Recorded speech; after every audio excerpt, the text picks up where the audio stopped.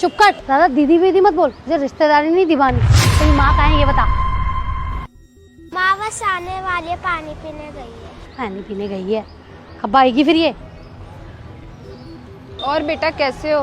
हाँ नमस्ते चाची जी। अब रिश्तेदारी छोड़ो, ये बताओ ये जो दुकान लगा के रखी है ना आपने मेरी प्रॉपर्टी के बाहर, इसके पैसे कितने दोगी?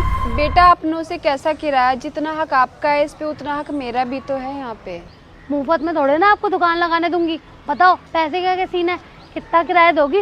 वैसे देखो रोड के बाहर ही है, किराया तो महंगा होना चाहिए, कम से कम 10 या 20 हजार, सबको कम बोल दिया 20 या 25 हजार। बेटा कहाँ से लाऊंगी मैं इतना पैसा, अभी हालात बहुत बुरे, तुम भी समझो ना कुछ। तुम्हारी छोटी बहन की पढ़ाई करवानी है, तुम्हारी चाची हूँ मैं, अपनी चाची से पैसे मांग रही हूँ। हमारे दिन वैसे ही खराब है, आज के टाइम पे हमें दिए और पटाखे बेचने पड़ रहे हैं। कहाँ एक समय हम पटाखे खरीदने जाते थे, आज के समय हम पटाखे बेच रहे हैं। ओ चाची जी, ये आंसू जो बहा रही हो ना तुम, मेरा पत्थर जैसा दिल ना मोम नहीं होने वाला। ये मगरमच्छ के आंसू ना किसी और को दिखाना, समझ गई? मेरे आगे नहीं चलेगा। मैं दुनिया को पागल बनाती हूँ, तुम मुझे बनाओगी?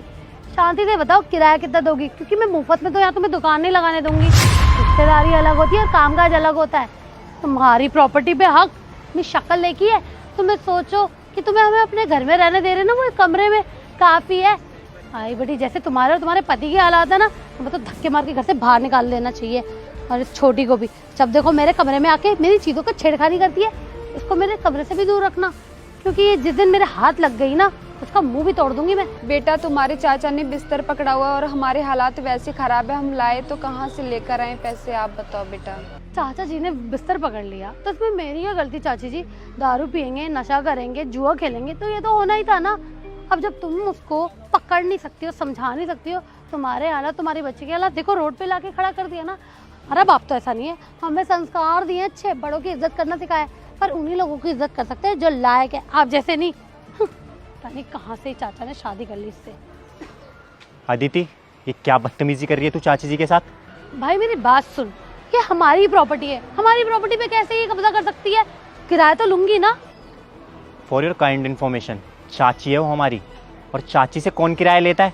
और अगर हमारे यहाँ पे दुकान लगा भी लिया तो इस एरिया पे क्या उनका हक नहीं है? वो हमारा परिवार नहीं है? तू शायद भूल रही है अदिति कि वो तेरी चाची है। जब मम्मी गांव चली जाती थी और तेरी तबीयत खराब होती थी ना, तो वही काम आती थी तुझे, और कोई नहीं। हमेशा उन्होंने तुझे अपनी बेटी की तरह पाला है, यहाँ तक कि कई बार तेरी स्कूल की फीस भी भरी है, और आज तू उनसे पैसा मांग रही है। देख अदिति, कब किसके हालात कैसे हो जाए किसी को कुछ पता नहीं होता। जब चाचा जी ठीक थे ना, तो उनकी फैमिली कंडीशन भी बहुत अच्छी थी। आज उनके बुरे वक्त में हमें उनका साथ देना चाहिए, लेकिन तू उनको नीचा दिखा रही है, उनको बुरा फील करवा रही है। माफ़ी मांग उनसे, और शायद वो तुझे माफ़ कर दे तेरी इस बदतमीजी के लिए। बात तो तू सही कह रहा है। जब बीमार होती थी चाची जी तो देखभाल करती थी, माँ तो गांव चली जाती थी। मैंने क्या कह दिया इन्हें? तू सही कह रहा है, मैं माफ़ी मांगती हूँ। चाची जी छोटी, मुझे माफ़ कर देना। मैंने क्या सोच के बुरा भला बोल दिया? मैं यही भूल गई कि बचपन की शुरुआत ही मेरी आपसे हुई है। आपने मुझे अपने हाथों से खाना खिलाया, बुखार में मेरे साथ 24 घंटे बैठ के मुझे ठीक कराया, और अब देखो सरासी में बड़ी क्या हो गई, घमंड क्या आ गया पैसों का। मैं तो रिश्तेदारी ही भूल गई, बड़ों की इज्जत करना ही भूल गई। मुझे प्लीज़ माफ़ कर दो, मुझे अपनी गलती का एहसास हो गया चाची जी। अगर भाई ना आता और मुझे एहसास ना दिलाता कि आपने हमारे लिए क्या कुछ नहीं करा, तो मैं शायद समझ भी ना पाती। मुझे माफ़ कर दो छोटी, मुझे माफ़ कर दे। कोई बात नहीं अदिति बेटा, तुम्हें अपनी गलती का एहसास हो गया, मेरे लिए वही काफ़ी है।